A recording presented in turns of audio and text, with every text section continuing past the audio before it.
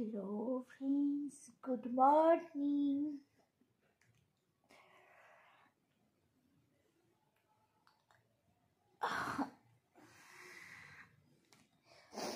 সকাল সকাল উঠে পড়েছি। আজকে আমি বিছানাতেই আছি, এখনো আমি উঠে ফ্রেশ হইনি না। তোমাদের সঙ্গে উঠে কোনো কিছু শেয়ার করেছি, পুরো বিছানাতে আজকে আমি আছি।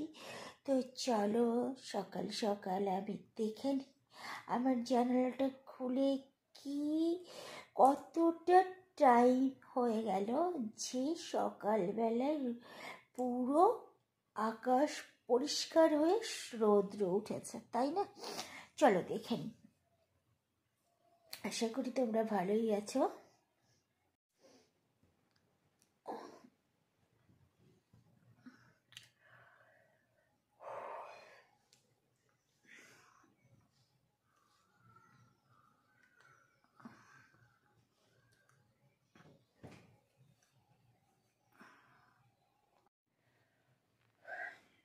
তো এখন আমাকে উঠতে হবে, উঠে ফ্রেশ হতে হবে, তারপরে আবার কিছু তো খাওয়া দাওয়া করতে হবে, ঘরের কাজ করতে হবে। দিয়ে আজকে একটা জায়গায় যাব, সেটা তোমাদের সঙ্গে পরে আমি শেয়ার করছি। সেটা তো এখন নয়, পরে ঠিক শেয়ার করব। তো এখন আমি সকাল থেকে যেটুকুনি করব সেটাই তোমাদের সঙ্গে আমি শেয়ার করব। ওকে, তো চলো দেখতে থাকো তোমরা। সকাল সকাল উঠে প্রত্যেকজন সুন্দরভাবে ফ্রেশ হয়ে যে যার কাজে লেগে পড়ো, তারপরে আবার আমি আসছি। চলো। তো আমি ফ্রেশ হয়ে চলে এসেছি, বিছানাটা অলরেডি গুছিয়ে ফেলেছি। পুরো গোছানোটা তোমাদের সঙ্গে শেয়ার করলাম না। এইবার আমি বিছানাটা গোছানোর পরে আবার ওদিকের ঘরগুলো তো সবই এলোমেলো হয়ে পড়ে আছে, সেই ঘরগুলো পরিষ্কার করতে হবে আমাকে। তারপরে আমি ওগুলোকে পরিষ্কার করে আগে আমি একটা কাজ করব, সেটা হচ্ছে দেখি অব্র কী করছে। অব্র নেই, বই খাতা ছড়ানো, বিছানাও পুরো ছড়ানো। তো চলো এখন আমি কি করব বলো তো, মানে আগে আমি খেয়ে নিই একটু, ওকে? পরে আমি ঘর গোছাচ্ছি এগুলো, কারণ আমি ফ্রেশ হয়ে এসেছি, খিদে পেয়ে গেছে। সকালবেলায় ফার্স্ট সকালে তো কোনো দিন, এখন তো দুই একদিন ব্রেড খাই, আর দুই একদিন শুধু ওই ব্যানানা খেয়েই কাটিয়ে দিই সকালটা। তারপরে স্নান করা, পুজো করা, তারপরে খাওয়া। আমার খাওয়ার কোনো ঠিক ঠিকানা নেই। তো এই দেখো আমার ব্যানানা। এইবার এটা 1 পিস খাবো। তারপরে এটা খাওয়ার পরে আমি এটা খেতে খেতে ফার্স্ট চলে যাব হচ্ছে তোমার কিচেনে, কারণ কিচেনে গিয়ে আমাকে এখন দেখতে হবে রান্নার কি আনা হয়েছে। হ্যাঁ, দেখছি মাটন আনা হয়ে গেছে। এদিকে আমার মামনি আমাকে একটু কেটে বেটে দিয়েছে, আর এদিকে সব রেডি আছে, সব পড়েই যাচ্ছে দেখো, রেডি আছে। তো আমি এখানে মাটনটা রান্না করব, তারপরে স্নান করব, তারপরে পুজো করব। তার আগে ঘরগুলো গোছাতে হবে, খানিকটা গুছিয়ে নেব। তারপরে স্নান করে পুজো করে নেক্সট ডে আমি কি করব দেখাবো। ফার্স্ট মাটনটা কীরকম রান্না করছি সেটা দেখাই। তো আমি কিভাবে মাটন রান্না করি তোমরা বোধহয় সেটা জানো না ঠিক করে, সেটা আমি একবার বলি। তোমরা তোমাদের মতো করে রান্না করো, আমি আমার মতন করে রান্না করি, ঠিক আছে? আমি আমারটা বলি, তোমরা একটু শোনো প্লিজ। শুনে একবার আমার মতন করে দেখো, হয়তো ভালো হবে, ভালো লাগবে। সেটা হচ্ছে ফার্স্ট টাইম তো আমি কড়াই তেলটা গরম করে নিই, খুব সুন্দর করে গরম করে পুরো তেলটা ভালো করে নাড়াচাড়া করে নিয়ে আলুগুলোকে দিয়ে নিয়ে ফার্স্ট ক্লাস করে ভেজে নিই, ঠিক আছে? আলুগুলো বেশ একটু লাল লাল করে ভাজি। তবে কি বলো তো, আমি কিন্তু প্রচণ্ড একদম পোড়া পোড়া লাল করি না, আমি একটু মানে হালকা লাইট লাল লাল করে ভাজি। তো সেইটাকে ভেজে নিয়ে তারপরে আমি তো মাটনটা রান্না করি, সেটাও তোমাদের নেক্সটে বলছি। তার আগে বলছি শোনো, যে তোমরা হচ্ছে মাটন যারা রান্না করো তারা আমি জানি নিশ্চয়ই আমার থেকে ভালো করো, আমি সেটা তোমাদেরকে বলছি না। আমি যেটা বলতে চাইছি সেটা হচ্ছে আমার মাটন রান্নাটা হয়তো সবার থেকে একটু আলাদা, কারণ আমি না কি বলবো, মানে প্রচুর ঢাকা দিয়ে দিয়ে সেদ্ধ করে নিই। আর তারপরে হচ্ছে মানে ঢাকনাটা তুলে ভালো করে কষিয়ে তারপরে জল দিই, আবার জল দেওয়ার পর আবার অনেকক্ষণ ঢাকা দিয়ে সেদ্ধ করি। আমার মাটনটা ঠিক এই ধরনের রান্না হয়। তবে রান্নার আমি যেটা করি নিয়মটা, সেটা হচ্ছে তোমার ফার্স্ট দিই তেজপাতা আর শুকনো লঙ্কা ফোড়ন, সঙ্গে হয়তো তোমরা জিরে ফোড়ন দাও না, আমি একটু জিরেও ফোড়ন দিই। দিয়ে তারপরে সামনে আমি পেঁয়াজটা দিয়ে দিই, তেলের মধ্যে পুরো পেঁয়াজটা দিয়ে দিই। দিয়ে পেঁয়াজটা বেশ, আমার তো পুরো সবসময় রান্না আমি মানে পুরোটাই ছাকা ছাকা তেলেই করি। আর পেঁয়াজটা পুরো ছাকা ছাকাভাবে ভাজা হয়ে যায়, অনেকটাই ভাজা হয়, তবে প্রচণ্ড লাল ভাজি না, মানে বেশ কিছুটা লাল টাইপের ভেজে খানিকটা, মানে তা ভেজে তারপরে আমি করি কি লবণ দিয়ে দিই পরিমাণ মতো, মানে লবণটা দিলে পেঁয়াজটা ভাজাটা আরও বেশি সুন্দর হয়। পরিমাণ মতো, মানে যতটা আমার মাংসের প্রয়োজন ঝোল সহ ততটা লবণ আমি পরিমাণ মতো একবারে দিয়ে দিই। তারপরে দিই আমি আদা রসুন বাটা। এইবার আদা রসুন বাটাটা দিয়ে ভালো করে আবার ভাজতে থাকি। বেশ ভালো করে ভেজে নিয়ে আমি তারপরে দিই জিরের গুঁড়ো পাউডার, তারপরে জিরের গুঁড়োটা দিয়ে ওটাও নেক্সটে ভাজতে থাকি। তারপরে দিই লঙ্কার গুঁড়ো দিয়ে সেটাও ভাজতে থাকি। তারপরে দিই হলুদ গুঁড়ো। তারপরে বাস আমার ভাজাটা তো অলরেডি কমপ্লিট হয়ে গেছে। আমি এইবার নেক্সটে মাংসটাকে বাইরে থেকে ধুয়ে আনাই আছে মাটনটা, তবুও আমি ঘরের মধ্যে খানিকটা জল মাটনের মধ্যে দিয়ে, এই দেখো কাঁচা লঙ্কাগুলো কিন্তু আমি অনেক পরে দিই, কারণ একটাই যে কাঁচা লঙ্কাগুলো একদম ভেজে পুড়ে গেলে ওটার টেস্টটা ভালো হয় না, গন্ধটাও ভালো হয় না। আমি কাঁচা লঙ্কাটা প্রায় কাঁচা কাঁচাই রাখি। তারপরে এই দেখো মাটনগুলো ওই কাঁচা কাঁচা লঙ্কার মধ্যেই, অত সুন্দর ভাজা মশলার মধ্যেই আমি মাটনগুলোকে ছেড়ে দেবো। আমার মাটন আগে ধোয়াই ছিল, তবু আমি খানিকটা জল দিয়ে আবার একটুখানি ধুয়ে নিই, দিয়ে আমি কড়াইতে ছেড়ে দিই। কারণ মাটনের মধ্যে যে অংশের জলটুকুনি থাকবে সেই জলটুকু দিয়ে আমার মাটনটা বেশ, আমি যখন কমিয়ে দেবো ভালো করে নাড়াচাড়া করে যখন কমিয়ে দেবো ওই জলটাতেই সেদ্ধ হবে। এই কারণে আমি আবার দ্বিতীয়বার ঘরের মধ্যে জল দিয়ে মাটনটাকে ধুয়ে নিই। দিয়ে তারপরে আমি এবার কী করবো বলো তো, এইগুলোকে কষাতে দিয়ে তো আমি পুরো ঢাকা দিয়ে দেব। ঢাকা দিয়ে নেক্সটে তারপরে আবার যা করব সেটাই। তার আগে একটা কথা বলি, তোমরা হয়তো ভাবো আমি কি সবজি খাই না, সবসময় মাটন চিকেন আর ফিশ এইসবই দেখায় রান্নাবান্না, সবজি তো প্রায় দেখাই না, তাই না? কথাটা হচ্ছে এটাই, বাড়িতে থাকি তো আমি বেশিরভাগ, আমি আর অভ্র, কেউ তো সেই রকম থাকে না বাড়িতে। এইবার সেখানে আমি এই একটা রান্না কি দুটো রান্না, এই দুটো রান্নার মধ্যেই আমাদের দুজনার যেভাবেই হোক আর কি হয়ে যায়, চলে যায়। এবার রাত্রেবেলায় যখন বাড়িতে আসে তখন তার খাবারটা ঠিকঠাক করে দিয়ে দিলাম, ব্যাস আমার হয়ে গেল। এবার আমি রান্না বেশি বিশেষ কিছু কখনোই করি না, তবে যেদিনকে সবজি হয় সেদিনকে রান্নাটা হয়তো ডাল কি সবজি সঙ্গে আর হয়তো বেগুন ভাজা এই একটু দিয়ে মানে চালিয়ে দিলাম। এবার সবজিটা যখন করি না তখন সবজির মধ্যে দিই অনেক কিছু, সিম দিই, বেগুন দিই, গাজর দিই, তারপরে তোমার হচ্ছে অনেক সময় ফুলকপি করি, বাঁধাকপি এবার বেশি, এই বছরে বাঁধাকপি আমি খাইনি ধরতে গেলে, একবার আমি এনে খেয়েছিলাম আর একবার দুদিন খাওয়া হয়েছে বাঁধাকপি, আর হচ্ছে ফুলকপি 2-1বার খাওয়া হয়েছে। আর সবজিটা সত্যি কম হয় বলতে ওই তো বললাম, আর ডালটা হয় বেশ সময় ডালই বেশি হয়, কারণ ডালটা খেতেও ভালো লাগে।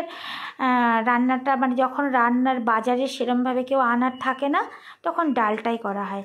আর তারই মধ্যে আমাদের মাটনটাও বেশ আসে, চিকেনটাও আসে, মাছটাও আসে, তিনটেই আসে। তো এইটাই আমি নেক্সট ডে বেশি বেশি করে ফেলি যখন, তখনই তোমাদের সঙ্গে শেয়ার করি। ডাল তরকারিও করি, হয়তো খুব কম সময় করা হয়। তো চলো, বলা হয়ে গেল আমার বিষয়টা। আমি এবার মাটনটাকে কষাতে দিলাম, ঠিক আছে। এবার কষাতে দিয়ে আমি ঢাকা দিয়ে দিলাম। তারপরে যে এটা ভালোভাবে সেদ্ধ হয়ে যাবে, দিয়ে সেদ্ধ হয়ে যাওয়ার পরে আমি আবার সুন্দর করে নাড়াচাড়া করে ভালো করে কষাবো।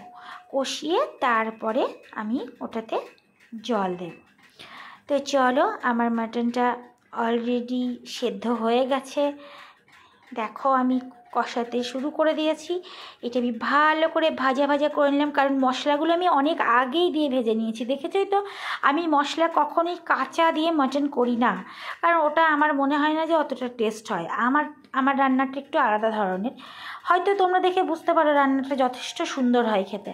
তোমরা একবার হয়তো আমার মতো করে দেখো, আবার ভালো লাগতেও পারে নাও পারে, আমি জানি না। তবে আমি যেভাবে করি আমি সেটাই বললাম। তো দেখছো, আমার মাটনটা খুব ভালো রকমভাবে ভাজা ভাজা হয়ে গেছে। এইবার এখানটায় আমি নেক্সটে জল দিয়ে দেব। দিয়ে আমি সুন্দরভাবে, এখনও জল দিইনি কিন্তু, দেখতে পাচ্ছ এখনও আমি ভাজছি, কারণ আমি চাই মাটনটা খুব সুন্দরভাবে কষে সম্পূর্ণভাবেই তেলটা যেন বেরিয়ে আসে, তবেই না টেস্টটা সুন্দর হবে, তাই না বলো? এই জন্য আমি এখনও ভাজা ভাজা করে যাচ্ছি। তো চলো, আমার মাটনটা অলরেডি ভাজা হয়ে গেছে। এইবার আমি জলটার মধ্যে দিয়ে দেব। দিয়েও কি করি বলো তো, আমি জলটা দিয়ে দেবো ঠিকই, জলটা দেওয়ার পরেও আমি আবারও সেই মাটন আবারও চাপা দিয়ে আঁচটাকে কমিয়ে দেবো, মানে উনানের যে আঁচটাকে আমি কমিয়ে দেবো, একদমই কমিয়ে দেবো, পুরো কমিয়ে দিয়ে এটাকে আবার ঢাকা দেবো, দিয়ে রেখে দেবো।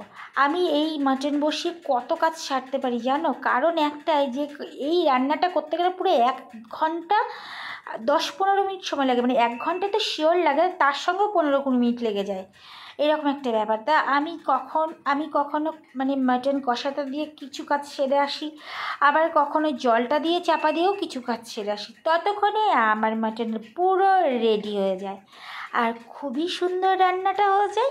আমি খুব ভালো, মানে ইমেজের সঙ্গে রান্নাটা করে সবাইকে পরিবেশন করি, সবাই কেউ বলতে পারে না যে রান্নাটা খারাপ হয়েছে। আমি যথেষ্ট ভালো করে রান্নাটা করি। তো চলো, তোমরা একদিন আমার নিয়মে করেই দেখো না কেমন হয়। আমি তো জানি আমার থেকে তোমরা ভালো করো, তবুও তোমরা একবার আমার মতন করেই দেখো। আর হচ্ছে সেখানে আমার এই রান্নার পরে তো স্নান করব, পুজো করব। হ্যাঁ, স্নান পুজো করে তারপরে আর কিছু তো সেরকম করার নেই, তারপরে খাওয়া দাওয়া করব। আর এখন আমি ভাবছি, এই দেখো আমার রান্নাটা হয়েই এসেছে, দেখো আমার তরকারি ফুটে উঠেছে, রান্না আমার কমপ্লিট, প্রায় কমপ্লিট।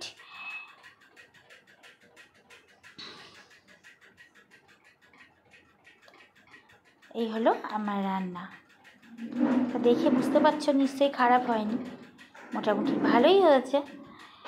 এটা আমার মতন করে, আমি যেমন করি, আমি কারোর মতন করে করি না, ঠিক আমার নিজের মনের মতন করে করি। মানে আমি এটা কারোর কাছে শেখা না, আমি নিজে থেকেই এটা মানে তৈরি করেছি। আমার শাশুড়ি মা করেন, কিন্তু উনি আলাদা রকম, আমি আলাদা রকম করেছি। যাই হোক, তো আমার রান্নাটা অলরেডি হয়ে গেছে। এইবার এরপরে আমার আবার কী কাজ আছে বলো তো? ঘরের কিছু কাজ আছে, সেইগুলোকে আবার আমাকে সামলাতে হবে।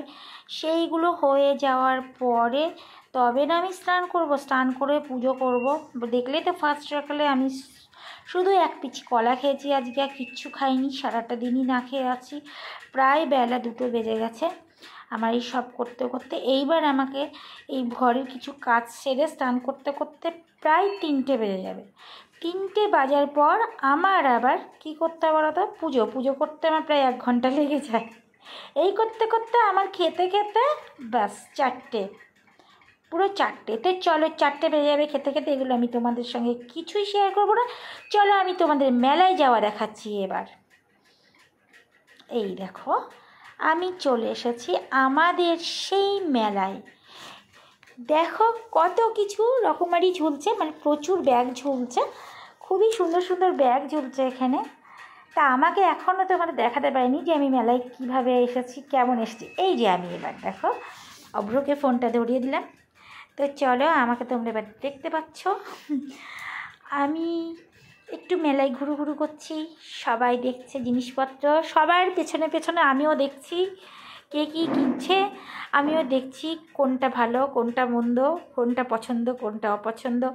মেলা মানেই তো এই রকমের, তাই না? মানে সবাই মিলে সবাই আসা, কারোর সঙ্গে দেখা হওয়া, কিছু মানুষকে চেনা জানাও হয়, তাদের সঙ্গে কথাও হয়, তাই না বলো? এই ধরনেরই তো মেলা যাকে বলে। মেলা মানে সবাই একত্রে এক জায়গায় হওয়া। তো চলো, এরকম এখানে অনেক খেলনা বসেছে, খেলনাগুলোকে দেখতে পাচ্ছি। এখানে অনেক কানের হার, অনেক কিছুই দেখা যাচ্ছে, আমি সব কিছুই দেখছি। এখানে একটা জিনিসের দাম হয়তো আমি ওনাকে জিজ্ঞাসা করলাম, জিনিসটা অনুযায়ী দামটা হয়তো আমার কাছে পোষালো না।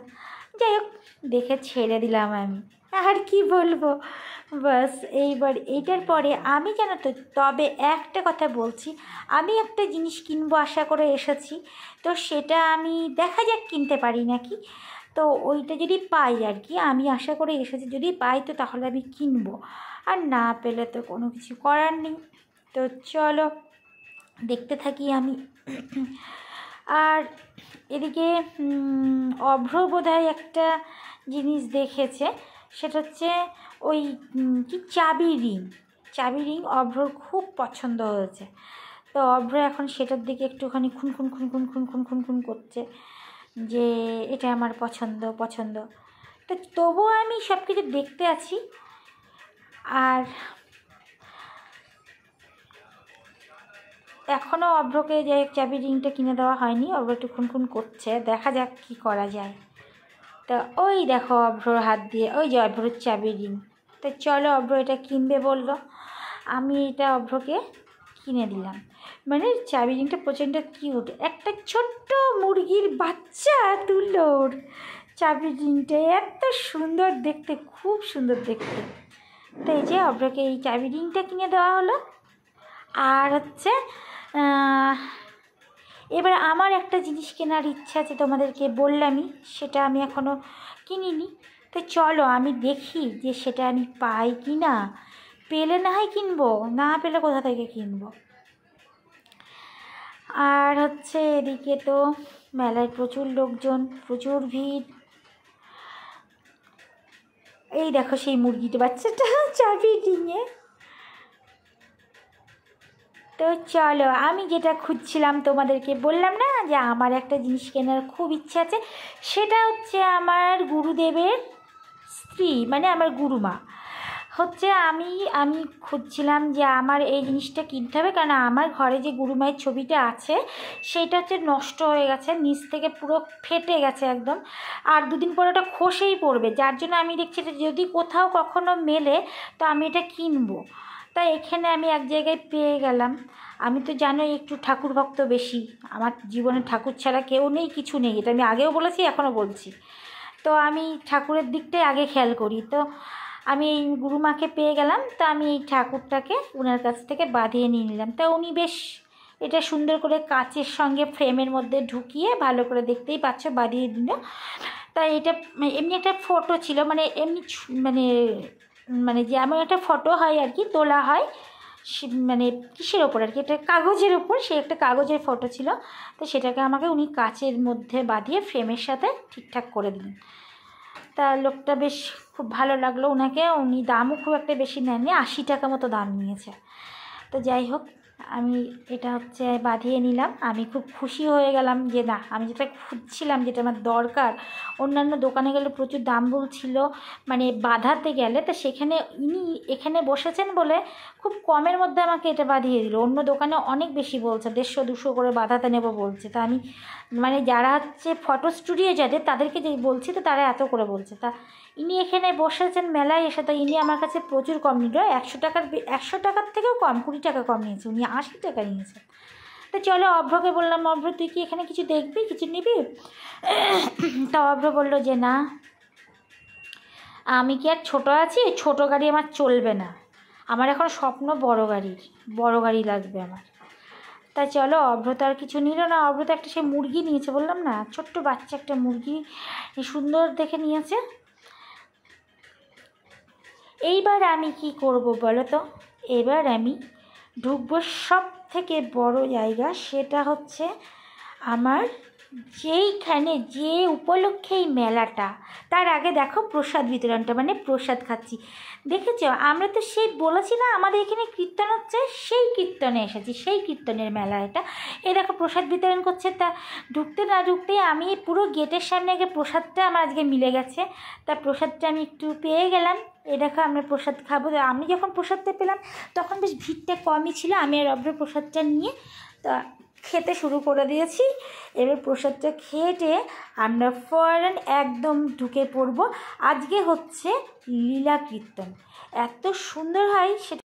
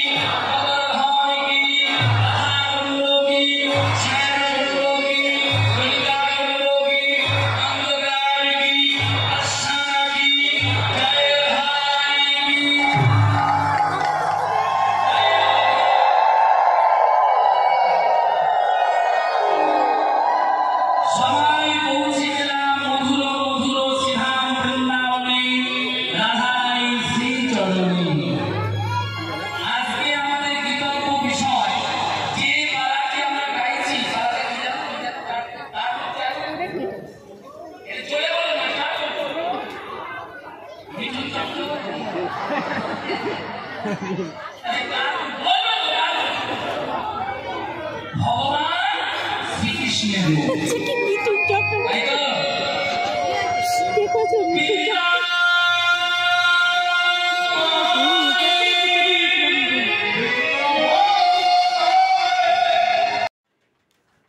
আমি হচ্ছে দেখতেই পেলে আমি আর অব্র একটু লীলা কীর্তন দেখে আসলাম। কীর্তন যিনি করছিলেন উনি কিন্তু একটা ঘোষ মহাশয়, মানে ওনার নাম ছিল বোধহয় জগন্নাথ ঘোষ। এত ফার্স্ট ক্লাস কথা বলে, তা বলেন না, ওনার কথা শুনে মানুষ আরও মজা পেয়ে বসে থাকে। মানে উনি হেভি অভিজ্ঞ একটা ব্যক্তি দেখলাম। এর আগের বছরেও উনি এসেছিলেন। তা ওনার কথাবার্তা শুনে মানুষ মানে যে না দাঁড়াতে চাইবে সেও দাঁড়াবে। খুব সুন্দর উনি কথা বলেন, ওনার কীর্তনও খুব ভালো, ভালো এক্সপিরিয়েন্স নেন উনি। তো চলো আমি এখানে কি কিনছি দেখো। আমি এবার বাড়ি যাব ভাবছি, তো তাই জন্য আমি আর অভ্র বেশ কিছুক্ষণ কীর্তনটা একটু দেখে, অভ্র বললো মা আমি গজা খাবো, অভ্রর জন্য গজা। আর অভ্র বললো মা আমি মালপোয়া খাবো, আবার মালপোয়া। তারপর এবার বাড়ির জন্য কিনলাম জিলিপি। এই দেখো গজা, এই যে জিলিপি আর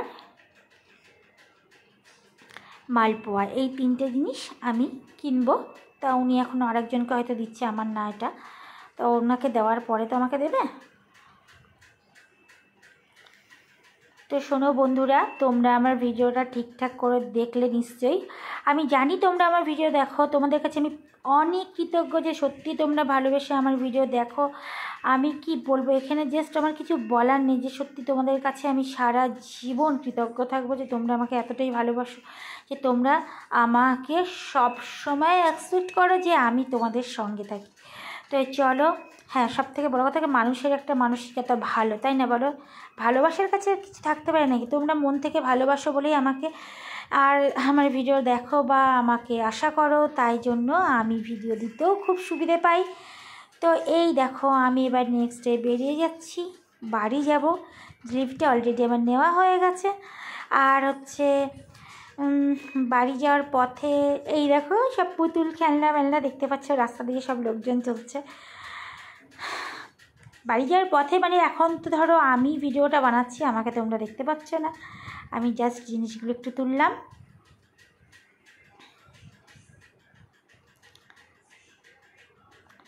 আর একটা জিনিস আমি নেব, সেটা হচ্ছে কি বলো তো, ওই বাদাম আর কি চানাচুর ভাজা, ওই দুটো এক জায়গায় একসঙ্গে ভেজে রেখেছে, ওইটা আমি একটু কিনবো। কিনে আমি আর অব্র সোজা বাড়ির দিকে চলে যাব, আর কোনো কথাই হবে না। বাস, তো ভালো থেকো তোমরা সর্বদা, আমি ঈশ্বরের কাছে এই প্রার্থনা করি। আর একটা কথা হচ্ছে, তোমরা আমার ভিডিও প্লিজ দেখো, ভালোভাবেই সবাই একটু দেখো। দেখলে তো আমাদের এখানকার মেলা কিন্তু আজকেই শেষ হয়ে গেল, আর হবে না, এটাই লাস্ট মোমেন্টের মেলা ছিল, হয়ে গেল। আমি মেলায় এর আগে একদিন এসেছিলাম, আর আজকে দেখো এখানে পিঠে বানাচ্ছে, পিঠে। অভ্র খেতে খুব ভালোবাসে এখানকার পিঠে, কিন্তু কি বলো তো, ওই এত কিছু কেনার কি টাকা পয়সা থাকে বলো, যে কিনবো খাবো? থাকে না, তাই জন্য সেটা তো কিনতেও পারলাম না। হ্যাঁ, তো চলে এসেছি আমি বাড়িতে। হ্যালো, চলে এসেছি আমাদের কীর্তন থেকে, আজকে শেষ কীর্তন ছিল, তো আমরা চলে আসলাম লাস্ট। হচ্ছে এটা আমার বর আছে, আমার জন্য আনেনি এতদিনে, তাহলে আমার জন্য আনেনি, কারণ আমার জন্য কিছু আনে না, তোমাদের ছেলের জন্য এনেছে। তো দেখিয়ে লাভ নেই, তাও দেখা যাবে। আর হচ্ছে আমার ভিডিওটা সবাই দেখো, প্লিজ লাইক কমেন্ট সাবস্ক্রাইব করো, ভালো থেকো, ঈশ্বরের কাছে প্রার্থনা করি, কামনা করি। আমার শরীরটা ভালো নেই, খুব খারাপ আছি, তোমরা প্রার্থনা করো আমি যাতে সুস্থ হয়ে যাই। আমার একটা ব্যথা হয়েছে, সেটা কিছুতেই ভালো হচ্ছে না, আগের দিনই বলেছি। চলো টাটা।